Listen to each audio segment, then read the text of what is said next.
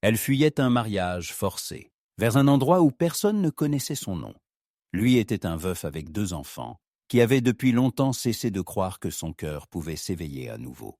Au milieu de la vie quotidienne simple, des petites préoccupations et des rires d'enfants, ce n'est pas la passion qui naîtrait entre eux, mais quelque chose de bien plus profond, la confiance. Car parfois, le véritable amour ne surgit pas au premier regard. Il naît de l'attention portée à l'autre, pas à pas. Le vent poussiéreux chassait les tumbleweeds sèches le long d'une route déserte. Et le soleil, tel un disque de cuivre incandescent, pendait dans le ciel, brûlant la terre. La route s'étirait entre de basses collines, et la cavalière, courbée sur sa selle, poussait son cheval toujours plus loin. Sa robe était déchirée en bas, ses longs cheveux châtains étaient emmêlés en un chignon désordonné, et son visage était couvert d'une fine couche de poussière. Clara Winters, la fille de l'un des plus riches propriétaires terriens de la côte Est, était en fuite. Elle ne regardait pas en arrière. Derrière elle, l'immense domaine, le manoir familial, les salles de bal, les fourchettes en or, les domestiques empressés. Et une proposition qu'elle avait refusée. La proposition d'un héritier riche mais ignoble du ranch voisin, imposé par son père. Un accord qui devait consolider la position de la famille et faire de Clara une jolie figurine de plus dans la collection de son mari. Elle avait refusé, son père avait crié, sa mère avait pleuré. Les domestiques détournaient le regard. Le fiancé lui avait serré la main un peu plus fort qu'il n'était permis, avant de déclarer « Tu seras mienne de toute façon, que tu le veuilles ou non ». La même nuit, Clara avait préparé un sac, volé une modeste jument à l'écuyer et était partie. Sans argent, sans plan, juste pour s'éloigner, juste pour aller là où on ne la trouverait pas. Après 3 jours de voyage, son cheval ralentit, épuisé. Clara ne sentait plus la douleur dans ses jambes, ses doigts s'étaient engourdis par les ampoules. La sécheresse dans sa bouche devenait insupportable. Elle avait perdu la notion du temps. Le sentier la mena à une petite colline, et derrière elle apparut une ville. Des maisons en bois étaient serrées les unes contre les autres, comme si elles craignaient de s'éparpiller dans la plaine chaude. Une pancarte au-dessus de l'entrée indiquait « Duston Creek ». Sur la rue principale, quelques calèches soulevaient la poussière. Près du saloon, des cow-boys se regroupaient.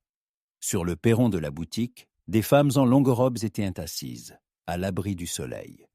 Près du bureau de poste se tenait un homme grand, en chemise noire et jeans étroits, avec son chapeau baissé sur les yeux.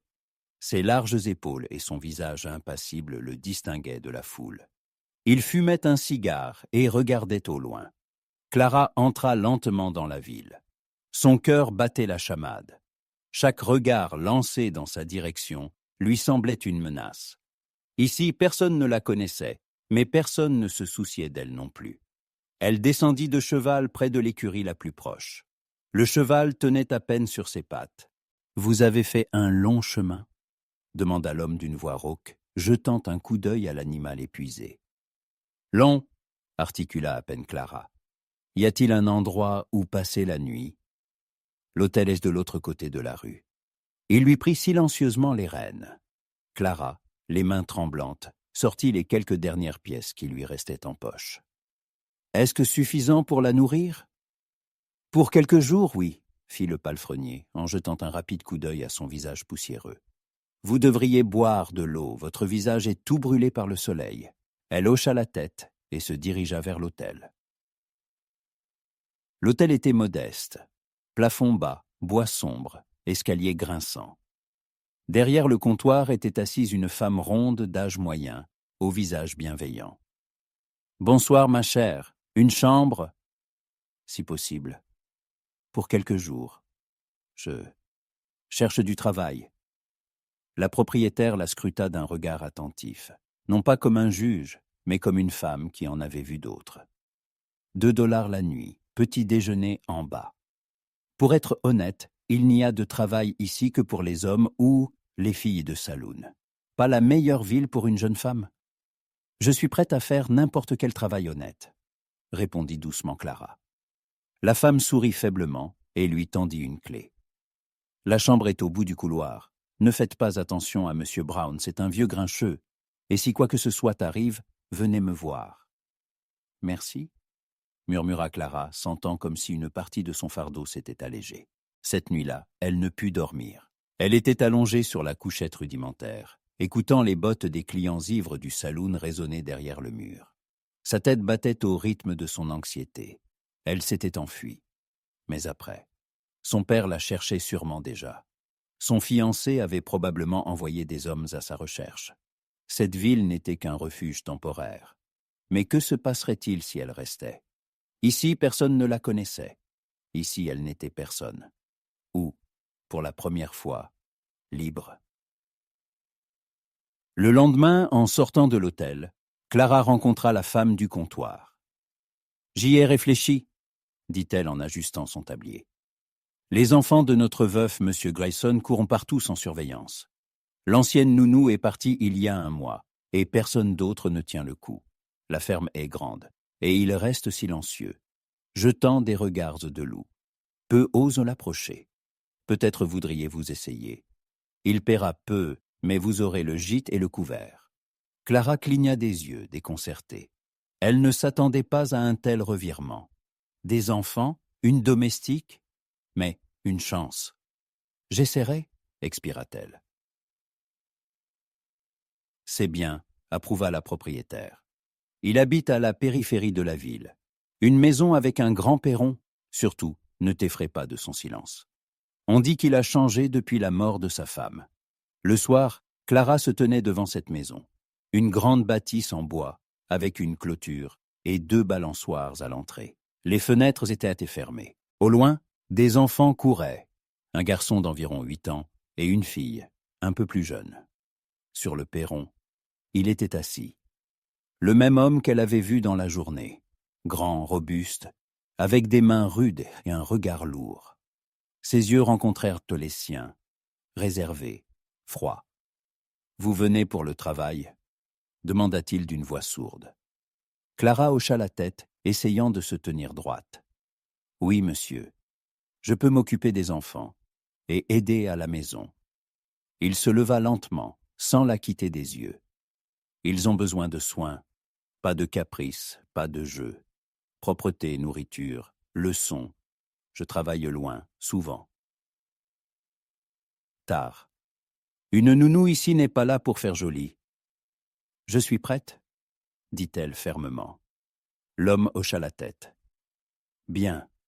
Venez demain.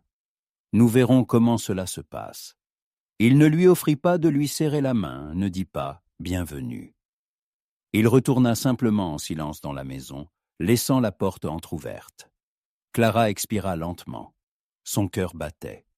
Mais quelque part en elle, pour la première fois depuis des jours, une fine lueur d'espoir s'alluma. C'est ainsi que commença sa nouvelle vie, ici, parmi des inconnus, sur une terre étrangère. Mais peut-être que c'est ici qu'elle deviendrait pour la première fois quelqu'un par choix et non par obligation. Peut-être une mère, peut-être la maîtresse de son destin. La première brise matinale chassait de rares nuages de poussière au-dessus de Duston Creek.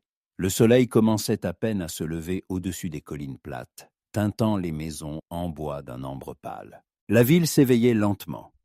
Le forgeron ouvrait les volets de son atelier. Le facteur buvait paresseusement son café devant sa porte. Un drap frais était étendu à la fenêtre de la boutique. Clara se tenait devant la maison de Grayson, serrant dans ses mains un baluchon contenant ses modestes affaires. Sa robe, la seule propre, gênait un peu ses mouvements, mais elle redressa ses épaules. Tout en elle tremblait d'incertitude. Une sensation étrange.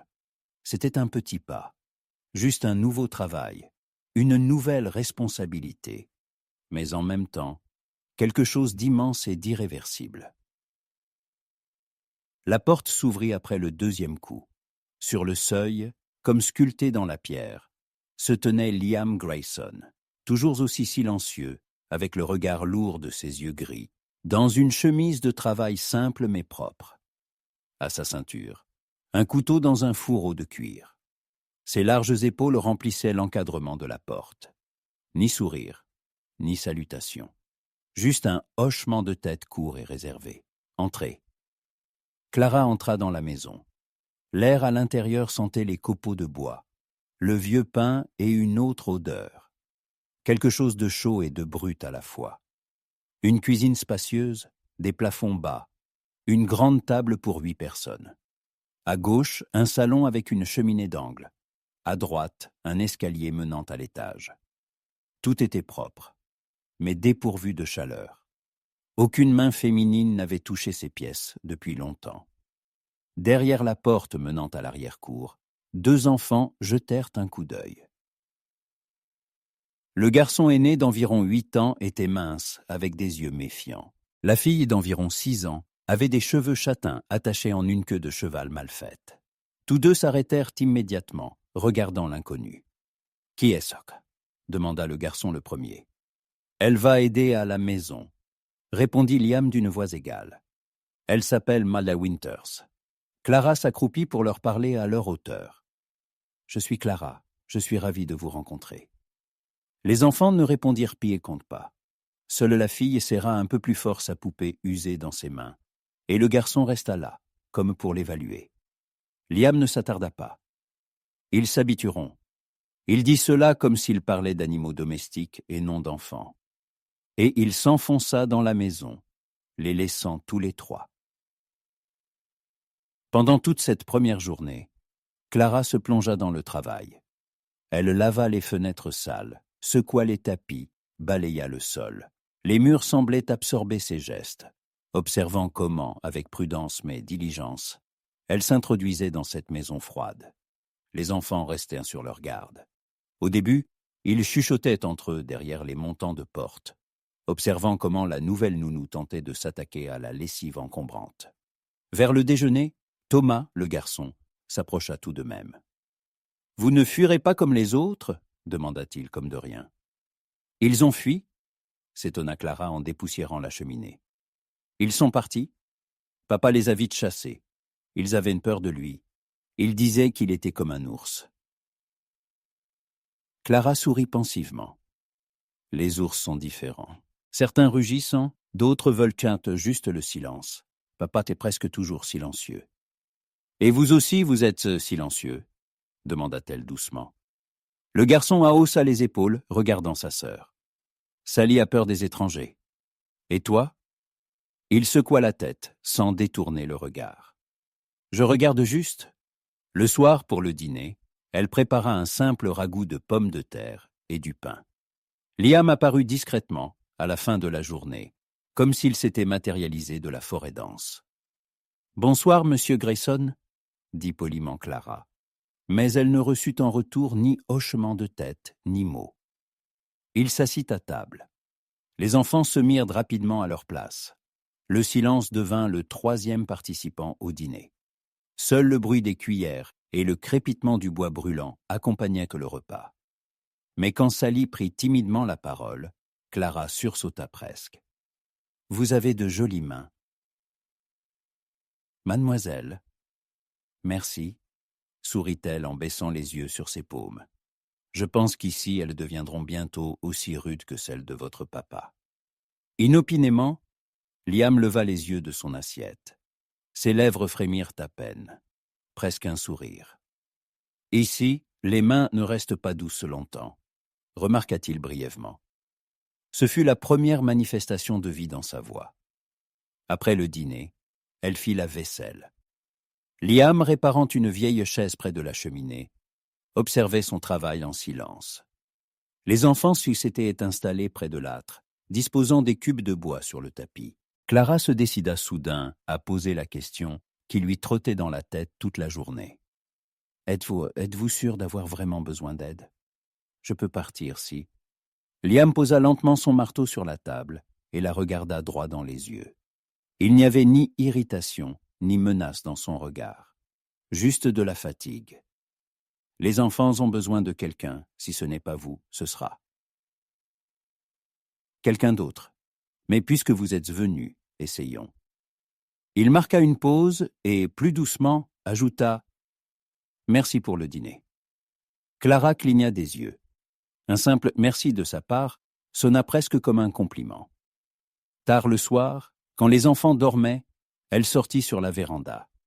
La brise agitait le tissu léger de sa robe, et les étoiles scintillaient au-dessus de sa tête. Ici, loin du bruit de la ville, il n'y avait pas de salle de bal habituelle, pas les chuchotements des dames du monde, ni l'éclat des lustres. Seulement le ciel infini, le bruissement de l'herbe et le silence de la nuit. La peur était toujours là, nichée dans sa poitrine. Son père pouvait bien avoir envoyé des hommes à sa recherche. Mais pour la première fois depuis des jours, elle ressentait non seulement de l'anxiété, mais aussi une étrange légèreté. Ici, personne ne la connaissait. Ici, elle n'avait pas à être la fille de quelqu'un, la fiancée, ou un nom de famille. Ici, elle pouvait être simplement une femme qui avait des enfants à surveiller, une maison à nettoyer et un travail à faire de ses propres mains. Et quelque part, au fond d'elle, naissait ce qu'elle n'avait pas ressenti depuis longtemps. Le sentiment que peut-être, c'est ici que commencerait sa propre vie. Une vie authentique. Un peu plus de 2 semaines s'étaient écoulées depuis le jour où Clara avait franchi pour la première fois le seuil de cette maison. Chaque nouveau jour s'intégrait parfaitement dans un rythme monotone, mais étonnamment paisible. Le matin commençait tôt, avant les premiers rayons du soleil. Clara se levait, allumait l'âtre, pétrissait la pâte à pain, réchauffait le lait pour les enfants. Ses mains, autrefois habituées aux dentelles, au piano et à la broderie, s'affairaient maintenant avec aisance avec le bois, les lourdes casseroles en fonte et la vaisselle rudimentaire. Le travail lui apportait un étrange soulagement, après des années passées à vivre sous les ordres. Des autres, cette fatigue physique lui procurait la paix. Les enfants, d'abord méfiants, cherchaient son regard de plus en plus souvent chaque jour, lui demandant de l'aide. Thomas, un garçon réservé et intelligent, s'efforçait de garder un visage sérieux, comme son père. Mais des étincelles de curiosité enfantine s'allumaient de plus en plus souvent dans ses yeux. Sally, au contraire, s'était presque immédiatement attachée à elle, s'accrochant à sa jupe, lui prenant la main, s'endormant à côté d'elle en lui tenant le doigt. « Tu vas rester longtemps ?» demanda un jour Sally, tandis que Clara lui tressait les cheveux. « Si vous ne me chassez pas ?» sourit Clara. La petite fille secoua la tête pensivement. « Papa n'a jamais gardé personne longtemps. Je ferai de mon mieux pour rester, » promit-elle. La ville chuchotait toujours. En passant devant la boutique le matin ou en allant faire les courses, Clara sentait les regards sur elle. Certains avec jugement, d'autres avec pitié, d'autres encore avec un dégoût manifeste. Une jeune femme qui avait fui un monde riche pour s'exiler dans la brousse auprès d'un veuf maussade. Les rumeurs prenaient racine rapidement, mais elle ne voulait plus se justifier.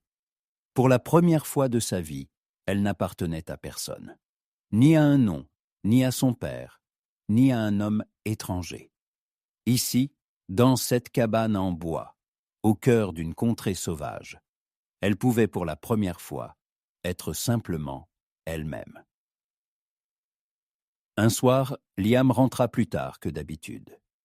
La fatigue était figée sur son visage, sa chemise était couverte de terre et de sueur. « Comment va la terre ?» demanda doucement Clara en dressant la table. Sèche comme de la poudre. La pluie ne vient toujours pas. Il va falloir creuser un nouveau puits. La poussière obstrue les vieilles canalisations. Il mangea en silence, morose. Les enfants aussi restaient silencieux, comme s'ils sentaient l'humeur de leur père. Clara ne se permit de le regarder plus longtemps que d'habitude qu'une seule fois. Ses mains fortes, son visage buriné, les rides profondes autour de ses yeux. Il ressemblait à une figure sculptée dans le bois, mais à l'intérieur. La fatigue et la solitude qu'il ne savait pas montrer. « Vous avez besoin de vous reposer, » dit-elle doucement en versant le thé. « Vous ne pouvez pas tout porter seul. » Il leva les yeux, surpris. Puis, après une courte pause, il dit doucement « Je n'ai pas l'habitude qu'on prenne soin de moi. » Clara baissa le regard. « Peut-être est-il temps de vous y habituer. » Il ne répondit rien, mais pour la première fois, Il ne détourna pas le regard immédiatement. Au matin, Sally ne se sentait pas bien. Le front brûlant, les mains tremblantes, la voix faible. Elle tenait mollement sa poupée. Ses joues étaient écarlates de fièvre. Thomas, habituellement réservé, regardait maintenant sa sœur avec une expression de panique. « Elle va s'en sortir » demanda-t-il doucement, tandis que Clara essorait un chiffon froid pour la rafraîchir. « Nous prendrons soin d'elle ensemble, » répondit-elle avec assurance, dissimulant son anxiété intérieure. Tout ira bien. Mais le soir, la fièvre ne fit qu'augmenter. La petite fille gémissait dans son sommeil. Sa respiration devenait plus lourde. Clara changeait constamment les compresses, lui donnait des infusions de menthe et de saule, comme sa mère. Lui avait appris autrefois. Quand Liam fit irruption dans la maison tard le soir, son visage pâlit à la vue de sa fille fiévreuse.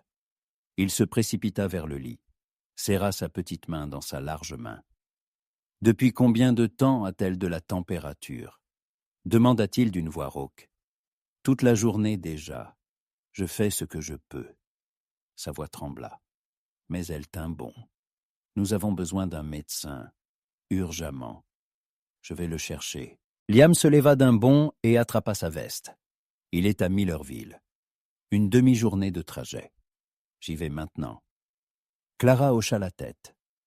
Je resterai avec elle. Et dès que son cheval disparut dans la nuit, commença la nuit la plus difficile de sa vie. Sally délirait, sanglotait, essayait parfois de dire quelque chose. Clara ne la quitta pas une minute. Elle lui chanta une vieille chansonnette, lui caressa les cheveux, lui murmura des mots jusqu'à ce que sa gorge lui fasse mal. Thomas ne dormait pas non plus. Il était assis dans un coin, serrant ses genoux contre sa poitrine, l'observant en silence. « Tu es très courageux, Thomas, » dit doucement Clara. « Je suis fière de toi. »« Papa arrivera-t-il à temps » demanda-t-il en sanglotant.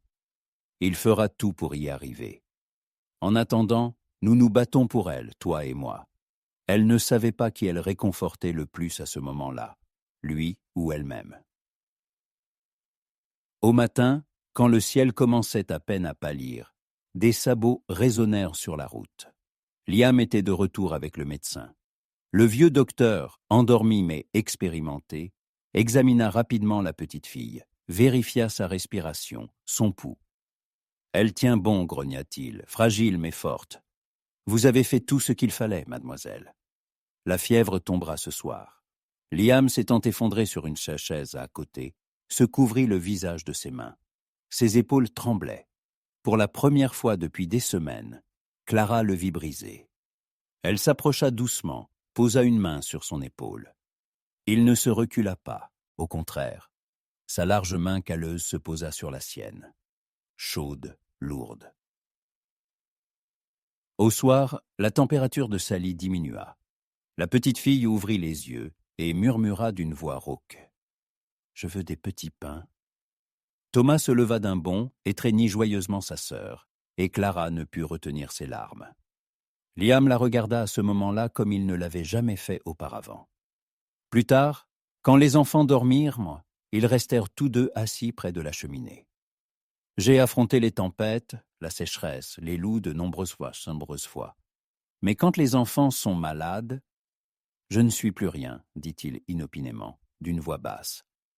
Être fort ne signifie pas tout faire seul, répondit Clara.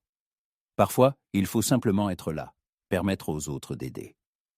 Il la regarda longuement, attentivement. Ses yeux s'adoucirent pour la première fois. Je vous suis reconnaissant, Clara. Sincèrement.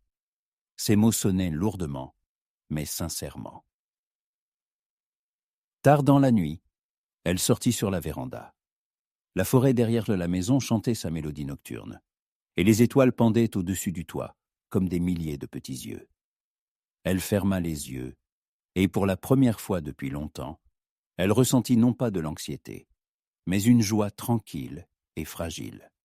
Ici, au milieu de cette contrée isolée, où personne ne lui avait rien promis, mais où elle se sentait pour la première fois vraiment acceptée, quelque chose de véritable commençait à naître. Duston Creek vivait au rythme de son quotidien monotone et mesuré. Le bruissement des rues poussiéreuses, le grincement des charrettes, les pas lourdes des cow-boys près du saloon. Tout suivait son cours habituel, comme des dizaines de jours auparavant.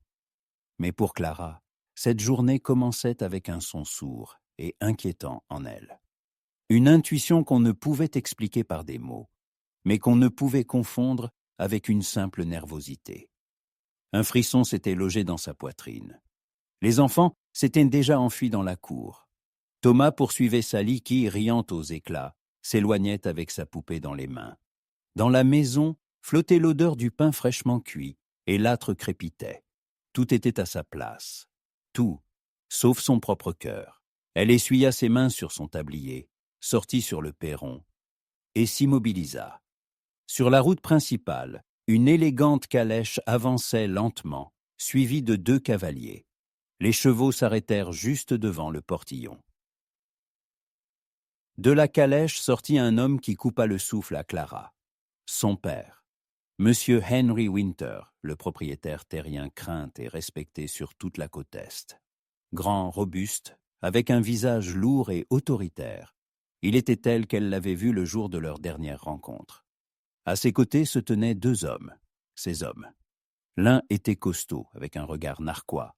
L'autre plus petit, bien coiffé, avec un sourire faussement courtois. « Eh bien, enfin !» dit le père d'une voix forte, la regardant de haut. Je commençais à penser que ma fille s'était transformée en poussière sous ce soleil. Clara déglutit, pour la première fois depuis des semaines. Le passé la rattrapait ici, dans un endroit qui commençait déjà à lui sembler être sa maison. Que faites-vous ici » Sa voix tremblait, mais elle se tenait droite. « Je suis venu te ramener à la maison, bien sûr. » Le père s'approcha. « Assez de cette comédie. Tu as assez joué à la vie simple. Nous sommes tous prêts à oublier ce. » Malentendu. Le fiancé t'attend toujours. Imagine, même après une telle humiliation, il est toujours prêt à t'épouser. Magnanimité, rien de moins. Clara sentit le sang lui monter au visage. Une vague de colère montait en elle. Ce n'est pas un jeu. J'ai choisi cette vie. Je ne reviendrai pas. Choisir ? Le père ricana, balayant du regard la modeste cour. Vivre dans la misère, devenir domestique dans la maison d'un veuf, renoncer à une fortune, à un nom, à tout ce pourquoi nous avons travaillé pendant des générations, pour la liberté, pour le respect, pour être moi-même et non un pion dans votre partie d'échecs d'échange, répondit-elle fermement. Les hommes derrière lui ricanèrent. L'un d'eux ajouta avec un sourire moqueur. « Vous avez tort, mademoiselle. Peu de gens refusent des offres avec une telle dot. » Clara avait déjà ouvert la bouche pour répondre, mais à ce moment, des pas lourds résonnèrent et un derrière elle. Liam sortit sur le perron. Son apparition changea tout dans l'atmosphère. Il se tint à côté d'elle. Grand, silencieux, comme toujours.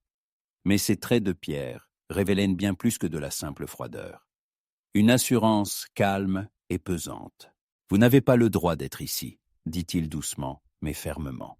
Le père le remarqua pour la première fois. Il le regarda longuement avec un air d'évaluation. « Et vous ?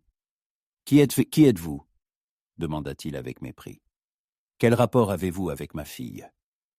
Je suis celui qui est là quand elle en a besoin. Elle est de mon sang, ma fille, et c'est moi qui déciderai de sa place. » Liam fit un pas lent en avant, se plaçant entre Clara et son père. Elle a déjà décidé, et je ne laisserai personne l'intimider. La tension montait. Les hommes derrière le père portèrent instinctivement la main à leurs holsters, mais le regard de Liam était glacial. « Essayez seulement, » grogna-t-il d'une voix sourde. Clara sentit sa main effleurer à peine son coude, moins pour la protéger que comme un signe silencieux. « Je suis là. » Son cœur battait si fort qu'il lui semblait que tout le monde pouvait l'entendre. Le silence s'étira. Les enfants, ayant remarqué ce qui se passait, jetèrent un coup d'œil depuis la maison. Thomas tira instinctivement sa sœur par la main, se cachant, mais observant. Clara, remarquant leur regard, ressentit un regain de force encore plus grand. Elle était maintenant responsable d'eux autant que d'elle-même. « Si vous pensez que je laisserai ma fille sous l'aile d'un roturier inconnu, vous vous trompez, » cracha le père. « Tu as eu ta chance. Tu étais la fiancée du plus riche héritier de l'Est. Et maintenant, qui es-tu? Une femme auprès d'un veuf avec 2 enfants déguenillés. Je suis une femme libre, dit Clara, et je suis vivante pour la première fois. » Le père secoua la tête, comme s'il ne croyait pas ce qui se passait. « Je te donne une dernière chance, Clara. Reviens maintenant, avec dignité. Sinon, les portes de la maison Winterst seront à jamais fermées. » Clara serra les dents pour ne pas trembler. « Je n'ai plus besoin de vos portes. Ici, c'est ma maison. Ces enfants sont ma famille. Et cet homme est mon choix. » Liam tourna légèrement la tête vers elle. Il n'y avait pas de surprise dans ses yeux, seulement une approbation silencieuse et profonde. Le père se retourna silencieusement vers la calèche. « Alors vivez dans la misère. Mais souviens-toi, il n'y a plus de retour en arrière. » Et seules les roues grinçaient lorsque la calèche s'évanouissait sur la route poussiéreuse, emportant son passé loin d'elle. Quand ils restèrent seuls sur la véranda, Clara se permit pour la première fois d'expirer profondément. Ses genoux tremblaient encore.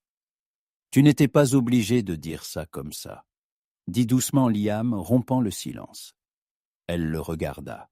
« J'étais obligé de le dire exactement comme ça. Au moins une fois dans ma vie, pour moi-même. » Il la regarda longuement. Puis, lentement, presque hésitante, mais résolument, il tendit la main et prit sa paume dans la sienne. Chaude, forte, rassurante. « Maintenant, tu n'es plus une invitée dans cette maison, Clara, » dit-il doucement. « Tu es chez toi ici. » Et à ce moment-là, Clara comprit. Il ne l'avait pas seulement protégée. Il lui avait donné une place, celle où elle avait choisi d'appartenir. Sans condition, sans peur, pour toujours. Une semaine s'était écoulée depuis le jour où la calèche de son père, soulevant la poussière, avait disparu sur la route. La vie passée de Clara, son nom, sa richesse, son héritage, tout s'était envolé au loin, comme le sable emporté par le vent. Et ici, dans cette contrée isolée, sous le ciel résonnant et le grincement des planchers en bois, une vie authentique commençait. La ville ne chuchotait plus aussi fort derrière son dos, mais les regards des gens s'accrochaient toujours à elle. Seulement maintenant, Clara les regardait différemment, calmement, presque. Avec gratitude, parce qu'elle savait, elle ne craignait plus leur commérage. Les enfants s'ancraient de plus en plus profondément dans son cœur chaque jour. Thomas, après les leçons, venait l'aider à la maison. Il pétrissait habilement la pâte, coupait le bois. Sally s'attachait à elle dès le matin. Elle caressait son foulard, lui demandait de lui tresser les cheveux avec de nouvelles tresses. « Maman, est-ce que je peux porter le panier ?» demandait de plus en plus souvent la petite fille. Et à chaque fois, le cœur de Clara se serrait à ce mot. Elle n'y était pas encore habituée, mais elle ne pouvait plus s'imaginer sans lui. Le soir, quand les enfants dormaient, la maison se remplissait d'un silence qui ne l'effrayait plus. Le feu crépitait dans l'âtre, éclairant les murs d'une douce lumière dorée. Clara était assise près de la cheminée avec son tricot, plongée dans une douce fatigue. Liam, comme toujours, réparait en silence un vieux harnais de cheval, assis en face. C. Soirées et quais étaient devenus leur rituel silencieux.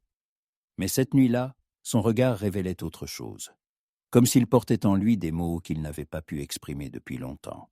« Je pensais, » dit-il soudain, rompant le silence, « qu'après cette visite, tu pourrais changer d'avis. » Clara posa son tricot, leva les yeux. « Changer d'avis ? Revenir à tout ce qui t'attend là-bas. La richesse, la tranquillité, la sécurité, tout est arrangé. Là-bas, pas besoin de se battre chaque jour, sa voix était basse, presque coupable. Ici, tout est différent, difficile, plus rude. Clara le regarda longuement. La lumière chaude du feu vacillait dans ses yeux, reflétant ce qu'il ne disait pas à haute voix. La peur de la perdre, de ne pas pouvoir lui offrir ce qu'il aurait dû. « Liam, dit-elle doucement, tout ce que tu as décrit là-bas n'a jamais été ma maison. Là-bas, j'étais une chose, un nom de famille, une pièce d'échec dans les jeux des autres. Ici, je suis une personne. Ici, mes mains sont occupées par le soin, mes journées sont remplies de sens, ici les enfants rient, ici tu es là. » Elle marqua une pause, retenant la chaleur qui montait en elle. C'est ça la maison. Liam baissa légèrement la tête, comme s'il n'avait pas l'habitude d'entendre de tels mots. Je ne sais pas parler joliment. Je n'ai jamais su. Tout ce que je sais, c'est travailler, prendre soin de la terre, couper du bois, nourrir les enfants. Mais quand il s'agit de mots, il se tut, serrant les poings. Clara se leva, s'approcha, s'agenouilla devant lui et toucha délicatement sa main. Je n'ai pas besoin de beaux mots. Je veux entendre la vérité. Il la regarda longuement. Ses yeux étaient remplis de tout ce qu'il avait caché derrière son silence pendant de longs mois. La peur de perdre, l'espoir, la gratitude, la tendresse, et enfin, l'amour. « Tu es ma famille, Clara, » expira-t-il enfin. « Depuis longtemps déjà. Tu l'es devenue quand tu n'as pas fui la première. » Semaine. Quand tu as tenu la main de Sally pendant sa fièvre. Quand Thomas a souri pour la première fois grâce à ta drôle de chansonnette. Quand tu es resté. Je ne pensais pas pouvoir à nouveau. Il hésita, mais continua. Je veux que tu restes ici, pas comme une invitée, pas comme une domestique, comme la maîtresse de cette maison, comme une mère pour mes enfants. Et il se tut, mais ses doigts serrèrent en plus fort sa paume, comme la femme que j'aime. Son souffle se coupa. Les larmes lui montèrent aux yeux. Ses mots percèrent un clou mur que son passé avait érigé pendant des années. Je suis déjà là, Liam, j'ai déjà choisi. Tu es ma famille. Toi, Thomas, Sally, cette maison, cette vie. Je veux en faire partie. Je veux être ta femme, la maîtresse ici, une mère pour eux, et ton pilier. Il l'attira doucement vers lui. Leurs fronts se touchèrent. Ce n'était pas un rapprochement passionné, ni précipité. C'était un toucher lent, plein de révérence, de deux personnes qui avaient trop vécu pour se presser de prononcer de nouveaux mots. Le feu crépitait doucement. Le vent agitait les volets derrière la fenêtre. À l'intérieur de la maison, grandissait un silence empli de sens. Le lendemain matin, tout semblait identique. Les rayons du soleil perçaient à travers les volets. Le vent soufflait dehors. Les enfants couraient dans la cour. Mais Clara sentait que tout avait changé. Quand elle apporta le pain frais pour le petit déjeuner, Sally courut vers elle. « Maman, est-ce que je peux aider à étaler la pâte pour la tarte ?» Clara sourit. Son cœur se remplit de chaleur. Liam se tenait dans l'embrasure de la cuisine, observant la scène. Son regard était profond, doux. Il hocha la tête, comme s'il acquiesçait en silence. Oui, maintenant c'est notre maison. Notre famille. Et pour la première fois depuis de nombreuses années, Clara savait. Son histoire commençait ici. 8 mois s'étaient écoulés. Le temps à Dawson Creek s'écoulait différemment, non pas en jours et semaines, mais par le changement des vents, le bruissement des cultures et le lent cycle de la vie. L'hiver avait depuis longtemps fondu dans les ruisseaux printaniers, remplissant les puits d'eau claire, et l'herbe fraîche s'était délicatement élevée sur les champs autrefois desséchés. Les enfants grandissaient. Thomas aidait déjà son père aux champs avec assurance. Ses mains se fortifiaient, son regard devenait plus sérieux. Sally, curieuse et vive, courait après les poulets dans la cour et modelait de plus en plus souvent de petits pains sous la surveillance de sa maman. Et le mot « maman » était fermement entré dans leur quotidien. Chaque fois que Clara entendait ce mot de la bouche des enfants, son cœur se serrait. Il sonnait si naturellement, comme si lui avait toujours appartenu, bien qu'un an auparavant, elle n'aurait jamais imaginé devenir mère de 2 enfants autrefois étrangers, mais désormais si chers. La ville s'était habituée à elle depuis longtemps. Les chuchotements dans son dos s'étaient tus, les regards s'étaient changés en hochements de tête respectueux. À la boutique, on l'appelait par son nom. On lui demandait des conseils sur la pâtisserie et on lui parlait comme à n'importe quelle voisine. Clara ne se sentait plus étrangère. Elle était devenue partie intégrante de cette contrée rude, mais honnête. La maison s'était animée. Sous ses mains, elle était devenue douillette. Des rideaux en simple toile de lin, brodés les soirs après le travail, étaient apparus aux fenêtres. Près du perron fleurissaient les premières fleurs qu'ils avaient plantées avec Sally. Dans un coin du salon, Liam avait fabriqué de ses propres mains une étagère à livres, où Clara rangeait ses écrits. Une chronique commençait de leur nouvelle vie. Un soir, alors que le coucher de soleil teintait le ciel de ton pourpre, Liam rentra des champs plus tard que d'habitude. Clara se tenait sur la véranda, l'attendant. Il ôta son chapeau, s'approcha, et la serra inopinément fort par les épaules. « Fatiguée » demanda-t-elle en se blottissant contre lui. « Non, je veux juste rester comme ça », répondit-il doucement. Ils regardèrent en silence l'horizon et la route poussiéreuse se confondre au loin.